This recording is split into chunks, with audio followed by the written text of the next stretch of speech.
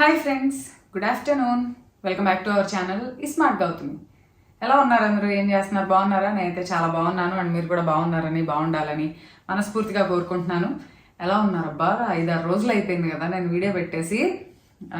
మరీ ఎప్పటికప్పుడు గ్యాప్ తగ్గిస్తాను అని చెప్పి ఇంకా పెంచుతున్నాను. నాకే చాలా బ్యాడ్గా ఉంది. అసలు ఏంటి అసలు పెట్టట్లేదు అని చెప్పి. బయటకు వెళ్ళినా ఎక్కడికన్నా వెళ్ళినా జనరల్గా ఎవరైనా కనిపించినప్పుడు అడుగుతున్న కామన్ క్వశ్చన్ ఏంటంటే, గౌతమి వీడియోలు చేయడం మానేసావా, ఏంటి అసలు వీడియోలు పెట్టట్లేదు అని. అంటే నేను అనుకుంటున్నా, అఫ్కోర్స్ మామూలుగా పెట్టడం తగ్గింది, ప్లస్ ఆ పెట్టినా కూడా నోటిఫికేషన్స్ రావట్లేదు. ఓకే నేను పెట్టాను అని చెప్పి నోటిఫికేషన్ వస్తేనే కదా చాలా మందికి తెలిసేది. సో నోటిఫికేషన్ రావట్లేదు, అసలే పెట్టట్లేదు అనుకుంటే ఆ పెట్టిన వాటికి నోటిఫికేషన్స్ కూడా రాక అసలు చాలా మంది అసలు నేను ఛానల్లో వీడియో పెట్టడమే మానేసాను అనుకుంటున్నారు. లేదంటే అప్పుడప్పుడు పెడుతున్నాను అని అంటే, అవునా అసలు తెలియట్లేదు అని అంటున్నారు. మ్యాక్సిమం ట్రై చేస్తున్నా డెఫినెట్గా ఇది మార్చుకోవాలని చెప్పి. సో హోప్ కంటిన్యూస్గా పెట్టడానికి. సరే, ఇంతకీ విషయం ఏంటంటే, అదేంటి చూడబోయే ముందు మన ఛానల్ ఎవరైనా ఫస్ట్ టైం చూస్తుంటే ఛానల్ సబ్స్క్రైబ్ చేసుకోండి, వీడియోస్ లైక్ చేయండి, షేర్ చేయండి, పక్కనే ఉన్న బెల్ క్లిక్ చేసి ఆల్ అనే ఆప్షన్ని క్లిక్ చేస్తే నేను కొత్త వీడియో పెట్టిన వెంటనే మీకు నోటిఫికేషన్స్ వస్తాయి.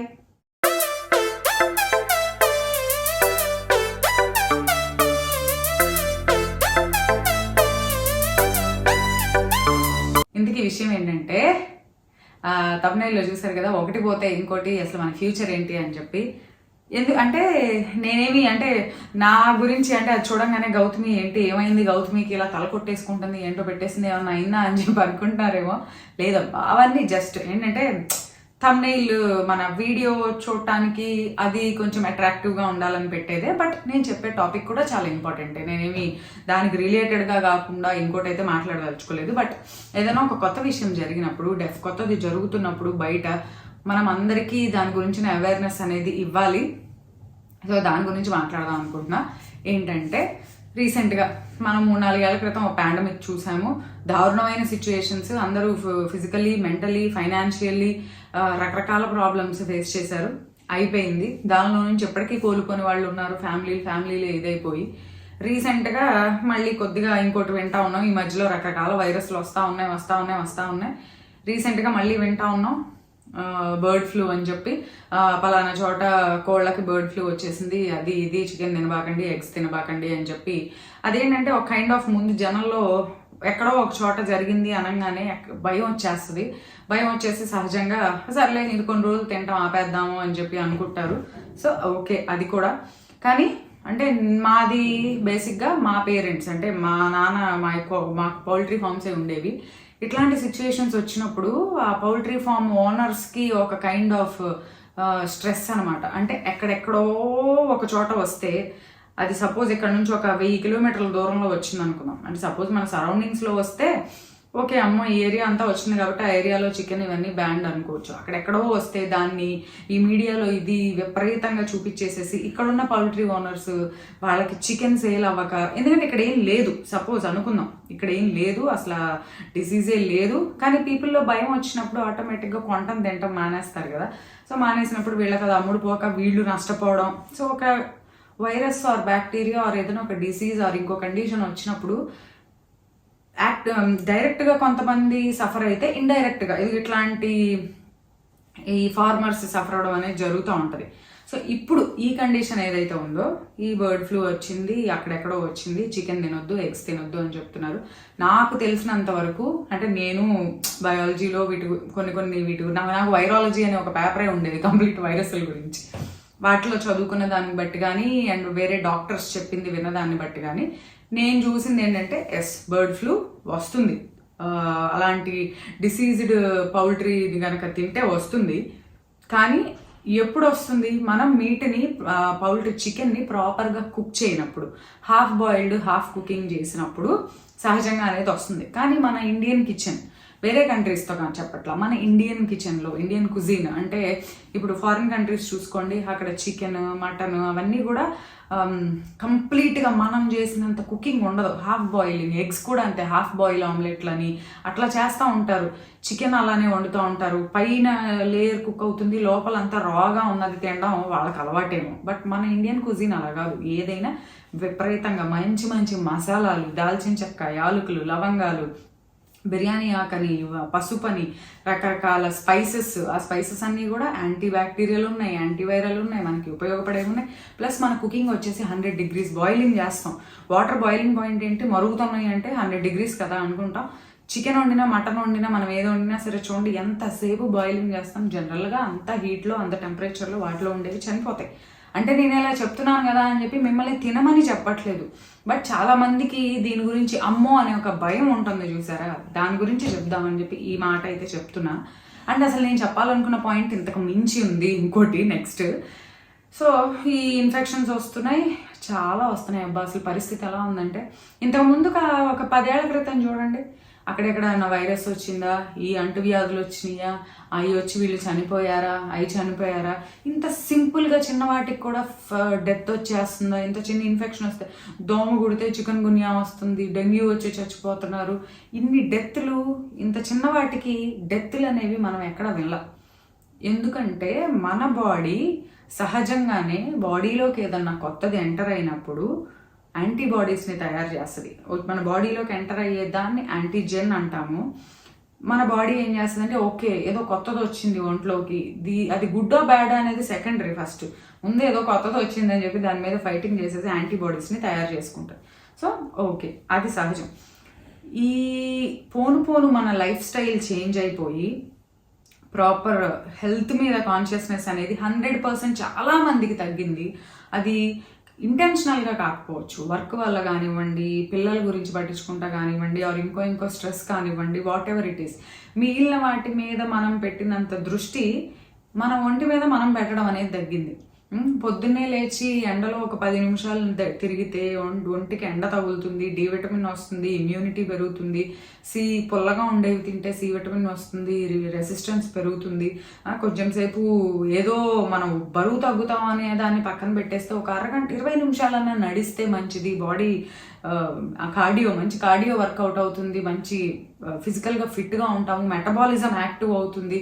అవన్నీ పట్టించుకోవడం మానేశారు. ఏదైనా షార్ట్ టర్మ్, సడన్గా జిమ్కి వెళ్ళిపోయామా, ఒక 1 month జాయిన్ అయిపోయామా, ట్రైనర్ని పెట్టుకున్నామా, ఒక నెలలో ఏదైనా ఫంక్షన్ ఉందా, ఆ 4 రోజులు కసరత్తులు చేసామా, ఆ 4 రోజుల్లో తగ్గించామా, ఆ కార్యక్రమం అయిపోయిందా, మళ్ళీ బ్యాక్ టు రొటీన్ వచ్చేసామా, ఎక్కడ పడితే అక్కడ తిన్నామా, ఇంట్లో వండిన ఫుడ్ కన్నా బయట ఫుడ్. ఇంకోటి నేను చెప్తున్నాను కాదు, ఈ ఆన్లైన్ ఫుడ్ డెలివరీ యాప్స్ కూడా మనం ఫ్రీక్వెంట్గా ఆర్డర్స్ అనేవి పెడతా ఉంటే రోజు ఒక టైంకి లేదా ఎవ్రీ ఆల్టర్నేట్ డే వీటిలో ఏదో ఒక ఫుడ్ ఆర్డర్ పెడతా ఉన్నాం అనుకోండి, వాళ్ళు ఒక నోటిఫికేషన్స్ ఇస్తూ ఉంటారు ఆ టైం అవ్వగానే. రోజు ఆర్డర్ పెడుతున్నారు, ఈరోజు పెట్టకపోయేసరికి ఇదుకోండి, మీ ఏరియాలో ఈ బిర్యానీ పాయింట్లో ఈ ఆఫర్ నడుస్తుంది, మేము ఈ కూపన్ ఇస్తాం, ఈ కూపన్ యూజ్ చేసుకుంటే మీరు ఆర్డర్ చేసిన ఐటెంలో 200 అబవ్ ఆర్డర్ చేశారా 100 రూపీస్ డిస్కౌంట్, 300 అబవ్ ఆర్డర్ చేశారా ఎంత డిస్కౌంట్ అని చెప్పి మనకి ఎర్రలు వేస్తూ ఉంటారు అనమాట. అవి చూడంగానే ఆటోమేటిక్గా మనసు లాగుతుంది, అవి తిందామా అని. ఇది ఎందుకు చెప్తున్నానో తెలుసా, రీసెంట్గా కాదు, ఇది అప్పటి నుంచో ఉంది, బట్ ఈ పదం అనేది రీసెంట్గా బాగా వినపడుతుంది. Guillain Barry syndrome are GB syndrome అని చెప్పి ఈ మధ్య బాగా మళ్ళీ సోషల్ మీడియాలో ఇదవుతుంది. దాని కారణాలు ఇప్పుడు నేను చెప్పిన వాటిలో చాలా ఉన్నాయి. ముఖ్యమైన కారణం ఇమ్యూనిటీ. అండ్ ఈ 4 years బ్యాక్ వచ్చిన పాండమిక్ తర్వాత చాలామంది అంటే దాని డైరెక్ట్గా ఆ డిసీజ్ అది ఆ వ్యాధి బారిన పడిన వాళ్ళు కానివ్వండి, ఇండైరెక్ట్గా అంటే నా పక్కన మా ఫ్యామిలీలో వచ్చింది అనుకున్నాం, నాకైతే రాలా, నిజంగానే రాలా, బట్ మా ఫ్యామిలీలో వచ్చింది. నేను వాళ్ళతో పాటే స్టే చేశాను, నేను బయటకు ఎక్కడికి వెళ్ళాలా, ఇంట్లోనే ఉన్నా, వాళ్ళకి కావాల్సినవన్నీ చేశాను, అయినా నాకు రాలా. కానీ డైరెక్ట్గా వాళ్ళు ఇన్వాల్వ్ అయితే ఇండైరెక్ట్గా నేను ఇన్వాల్వ్ అయ్యాను దాంట్లో. సో ఏదో ఒక రకంగా ప్రతి ఒక్కళ్ళు దాన్ని క్యారీ చేశారు. అది మన రోగ నిరోధక శక్తి, మన ఇమ్యూనిటీ మీద చాలా బ్యాడ్ ఎఫెక్ట్ చూపించింది అప్పుడు వచ్చింది. ఓకే, ఇప్పుడు ఈ పర్టికులర్ సిండ్రోమ్ కూడా ఏంటంటే రకరకాల రీజన్స్ వల్ల వస్తుందంట. మెయిన్ జీబీ సిండ్రోమ్ అంటారు. ఇప్పుడు రీసెంట్గా మహారాష్ట్రలో మోర్ దాన్ 100 కేసెస్ వచ్చాయి. అందులో మోర్ దాన్ 16 పీపుల్ వెంటిలేటర్ మీదకి వెళ్ళి ఒక డెత్ కూడా, నేను చూసిన రిపోర్ట్ అప్పటికి ఒక డెత్ కూడా వచ్చింది. మన ఆంధ్రప్రదేశ్లో కూడా వైజాగ్, కాకినాడ, గుంటూరు, అనంతపూరు, శ్రీకాకుళం అన్ని ప్లేసెస్లో 2-3 కేసెస్ వచ్చాయి. ఇన్ని రోజుల నుంచి లేనిది ఇప్పుడు వచ్చింది ఏంటబ్బా? అసలు ఇంతకు ముందు ఎప్పుడన్నా దీని గురించి టీవీలో వింటాం కానీ ఎక్కడన్నా చెప్పటం విన్నారా? సో నేను దానికే అంటుంది, అసలు రోజుకో రకం ఇట్లాంటివి వస్తూ ఉంటాయి. వేరే సమస్యలు వస్తూ ఉంటాయి కదా ఇలాంటివి. ఇప్పుడు డబ్బులు పోయినాయా, పని చేసి సంపాదించుకుంటారు. జాబ్ పోయిందా, ఈ జాబ్ కాకపోతే ఇంకోటా ఏదో ఒకటి చేయొచ్చు. బట్ మనకి అష్యూరెన్స్ లేనిది ఏదన్నా ఉందంటే మన ప్రాణమే పోయిందా రాదు. కాబట్టి ఉన్నప్పుడే దాన్ని జాగ్రత్తగా కాపాడుకోవాలి. సో ఇప్పుడు వినిపిస్తుంది రీసెంట్గా ఎక్కడ పట్టినా ఈ జీబీ సిండ్రోమ్. అసలు ఏంటిది, దాని గురించి ఐడియా ఉంది. బట్ అది కాజ్ చేసే వైరల్ వల్ల వస్తుందంట, బ్యాక్టీరియా వల్ల వస్తుందంట, సడన్గా వ్యాక్సినేషన్స్ వల్ల వస్తుందంట, రకరకాల రీజన్స్ వల్ల వస్తుందంట. బట్ ఇంతకుముందు ఎప్పుడు లేనిది ఇప్పుడు ఎందుకు బయటకు వచ్చింది అంటే మన బాడీ దాన్ని మన లైఫ్ స్టైల్ మన బాడీని ఎలా డ్యామేజ్ చేసేస్తున్నామో దానివల్లే ఇలాంటివి ఇప్పుడు బయటకు వస్తున్నాయి అని చెప్పి చాలామంది డాక్టర్లు చెప్తుంటే నేను విన్నాను అనమాట రీసెంట్ ఇంటర్వ్యూస్ దాని మీద. సో ఇదేంటంటే it's a kind of auto immune disorder. Auto immune అంటే జనరల్గా మన బాడీలోకి ఏదైనా ఒక కొత్త బ్యాక్టీరియానో వైరస్ ఆర్ ఇంకోటి బ్లడ్ ట్రాన్స్ఫ్యూజన్స్ జరిగినప్పుడు, లేదా వ్యాక్సిన్ వేయించుకున్నప్పుడు, లేదా ప్రీవియస్గా ఏదైనా వైరల్ ఇన్ఫెక్షన్ బారిన పడో, బ్యాక్టీరియల్ ఇన్ఫెక్షన్ బారిన పడో, మన బాడీలో వాటిని ఫైట్ చేసి యాంటీబాడీస్ని బాడీ తయారు చేసుకుంటుంది. ఆ యాంటీబాడీస్ ఆ వచ్చిన దాని మీద ఎఫెక్ట్ చూపించకుండా మన బాడీలో ఉన్న మన నర్వస్ సిస్టమ్ మీద, మన ఓన్ నర్వస్ సిస్టమ్ని డ్యామేజ్ చేస్తే వచ్చే కండిషనే ఈ జీబీ సిండ్రోమ్ అంటారంట. అర్థమైందా? మన బాడీలోకి అది ఎలా రావచ్చు అంటున్నారు, బ్లడ్ ట్రాన్స్ఫ్యూజన్స్ వల్ల రావచ్చు. ఈ రీసెంట్గా ఏదైనా వ్యాక్సిన్ వేయించుకున్నారు. వ్యాక్సిన్ అంటే ఏంటి? Vaccine is nothing but polio vaccine ఉందనుకోండి, ఆ పోలియోని కాజ్ చేసే వైరస్నే కిల్డ్ ఫామ్లో కానీ అటెన్యూయేటెడ్ అంటే ఇన్యాక్టివేటెడ్ ఫామ్లో కానీ మన బాడీలోకి ఎంటర్ చేస్తారు వ్యాక్సిన్ లాగా. మన బాడీ ఏం చేస్తుందంటే దానికి యాంటీబాడీస్ని తయారు చేసేసుకుని పెట్టుకుంటుంది ఎప్పుడు అవసరమైతే అప్పుడు వాడటానికి. రేపు ఎప్పుడన్నా నిజంగా వైరస్ బాడీలోకి వస్తే ఈ యాంటీబాడీస్ వాటిని చంపేస్తాయి. జనరల్గా జరిగేది అది. సో మనం ఏదైనా వ్యాక్సిన్ వేయించుకున్నప్పుడు, లేదా ఏదన్నా ప్రీవియస్గా కోల్డో కాఫో, ఇప్పుడు బర్డ్ ఫ్లూ వచ్చిందిగా, ఆ బర్డ్ ఫ్లూ ఉన్న చికెన్ ఉన్న మీట్ తిన్నాం అనుకుందాం, సరిగ్గా కుక్ చేయింది, మనకు కూడా అది వచ్చింది అనుకుందాం. సో అలా ఫ్లూ వచ్చిందో, ఇంకొక వైరస్ ఏమన్నా వచ్చిందో, హెపటైటిస్ రకరకాల ఏదో చెప్పారబ్బా, నోరా వైరస్, రకరకాల వైరస్లు ఉన్నాయంట, వాటి వల్ల వచ్చింది అనుకోవచ్చు. ఆర్ ఇంకొక మెయిన్ రీజన్ ఏం చెప్తున్నారంటే అండర్ కుక్డ్ పౌల్ట్రీ. క్యాంఫైలోబాక్టర్ జెజుని అనే ఒక బ్యాక్టీరియా ఉంటుందంట. అది ఎక్కువ అండర్ కుక్డ్ పౌల్ట్రీ, ప్రాపర్గా ప్యాస్చరైజ్ చేయని మిల్క్లో, ఇలాంటి వాటి ద్వారా కూడా బాడీలోకి ఎంటర్ అవుతుందంట. సో వాట్ ఎవర్ వచ్చినప్పుడు యాంటీబాడీస్ తయారవుతాయి కదా దాన్ని ఫైట్ చేయడానికి. ఆ యాంటీబాడీస్ దాని మీద ఫైట్ చేయకుండా మన ఓన్ బాడీ నర్వస్ సిస్టమ్ మీద దాన్ని ఏదో బ్యాడ్గా అనుకొని మన బాడీని ఎఫెక్ట్ చేస్తే ఈ సిండ్రోమ్ అనేది వస్తుందంట. అది ఈ మధ్య ఎక్కువైంది. మన ఆంధ్రాలో చెప్పాను కదా, వైజాగ్, కాకినాడ, గుంటూరు, అనంతపూర్, శ్రీకాకుళం ఇన్ని ప్లేసెస్లో ఈ కేసెస్ వచ్చినాయి. రీసెంట్గా తెలంగాణలో నిజామాబాద్లో వచ్చింది. మహారాష్ట్రలో మోర్ దాన్ 100 కేసెస్ వచ్చి 1 డెత్ కూడా వచ్చింది. నిజామాబాద్లో, తెలంగాణలో కూడా ఒక డెత్ వచ్చింది, ఒక లేడీ. సో రకరకాల రీజన్స్. మన బాడీ దాని మీద ఎగనెస్ట్గా ఫైట్ చేసి, ఎలా అంటే నర్వస్ సిస్టమ్ పనిచేయలేదు అంటే ఏంటి, మెయిన్ వచ్చే ప్రాబ్లం పెరాలసిస్. అది పెరాలసిస్ లాగా అవ్వచ్చు, మూతి వంకర పోవడం, కళ్ళు కదిలించలేకపోవడం, తిమ్మిరిగా అయిపోవడం. ఇంకొకటి ఏంటంటే మన ప్రతి అవయవానికి దాని చుట్టూ మజిల్స్ ఉంటాయి. గుండె కొట్టుకోవడానికి గుండె చుట్టూ కండరాలు పనిచేస్తాయి, లంగ్స్కైనా అంతే, ప్రతి దానికి ఉంటాయి. ఈ కండరాల్లో ఉండే నర్వ్స్ ఏంటంటే ఆ మజిల్ కాంట్రాక్షన్ రిలాక్సేషన్ సరిగ్గా అవ్వనివ్వకుండా వాటిని పనిచేయకుండా చేయడం వల్ల లంగ్ మజిల్స్ మీద పనిచేసి డైరెక్ట్గా వెంటిలేటర్ మీదకి వెళ్ళిపోయి, ఆ ఐసీయూ వెంటిలేటర్ సమ్ టైమ్స్ ఏంటంటే అది లీడ్స్ టు డెత్ కూడా అంట. అలాంటి కండిషన్ వచ్చింది.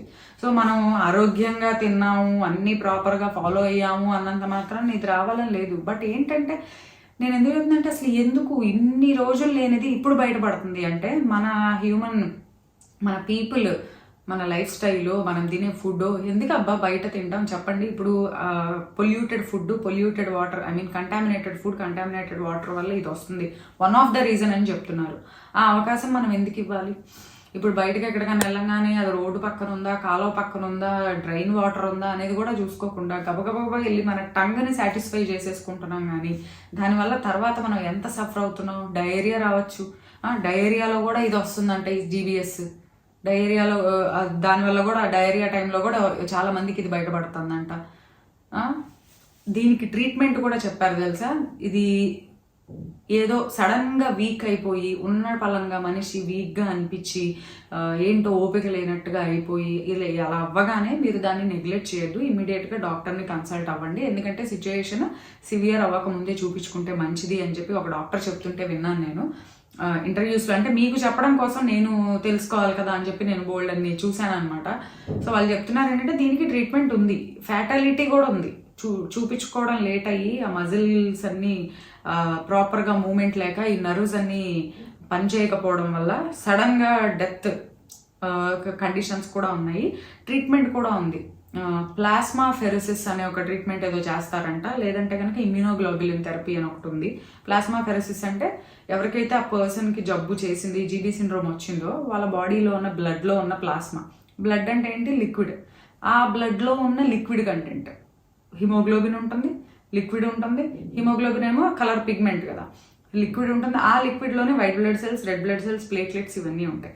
ఆ ప్లాస్మాలోనే ఈ డిసీజ్డ్ పర్సన్కి ఉన్న ఆ ప్లాస్మాని మొత్తం తీసేసి హెల్దీగా ఉన్న పర్సన్లో నుంచి ఆ ప్లాస్మాని ఆ బాడీ డిసీజ్డ్ పర్సన్కి ఎక్కిస్తారంట. దాని ప్లాస్మా ఫెరోసిస్ అంటారంట ట్రీట్మెంట్. అదొకటి ఉంది. లేదా ఇమ్యూనోగ్లోబులిన్ థెరపీ.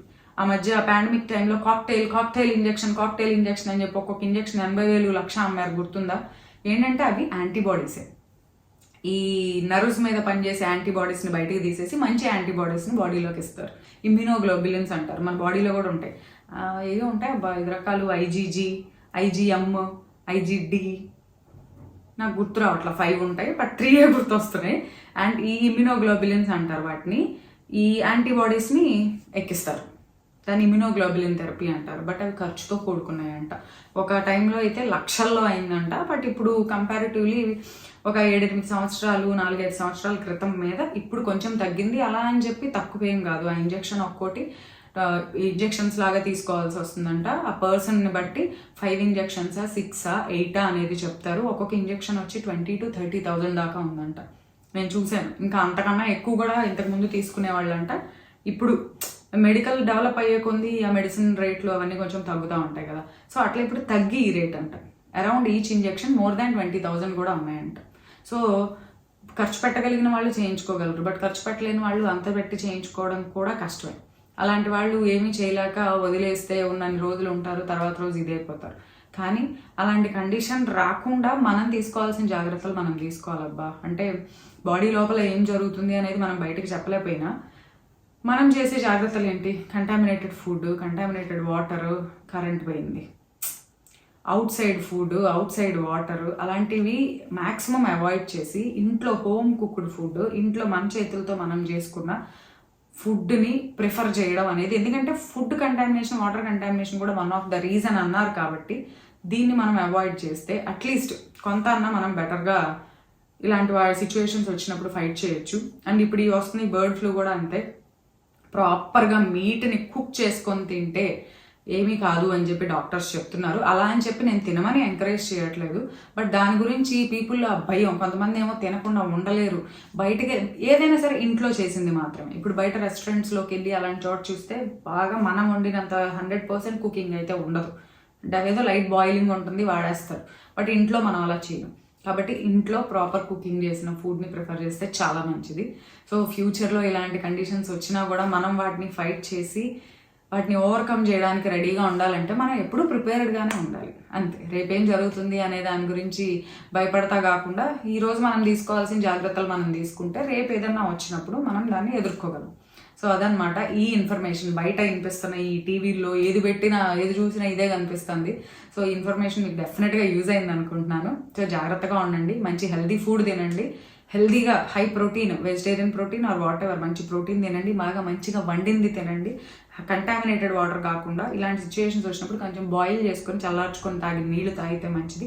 పాలు కూడా అంతే, ప్రాపర్గా బాయిలింగ్ చేసిన తర్వాత మాత్రమే వాడాలి. లైట్గా వేడి చేసుకొని అలా కూడా ప్యాస్చరైజ్డ్ మిల్క్ ప్యాకెట్సే కదా మనకి బయట నుంచి వస్తుంది, ఏముందిలే ఆల్రెడీ బాయిల్డ్ కదా అని కాకుండా మంచిగా బాయిల్ చేసుకొని వాడండి. సో ఏదైనా వచ్చినప్పుడు ఏదైనా కొంచెం బాగోపోయినా సరే ఇమీడియట్గా ఇలాంటి కండిషన్స్ ఉన్నప్పుడు నెగ్లెక్ట్ చేయకుండా డాక్టర్ని కలిస్తే మంచిది. సో ఈ వీడియో అయితే మీకు నచ్చింది అనుకుంటున్నాను అండ్ ఇంకో వీడియోతో మళ్ళీ కలుద్దాము. అంతవరకు బాయ్ బాయ్.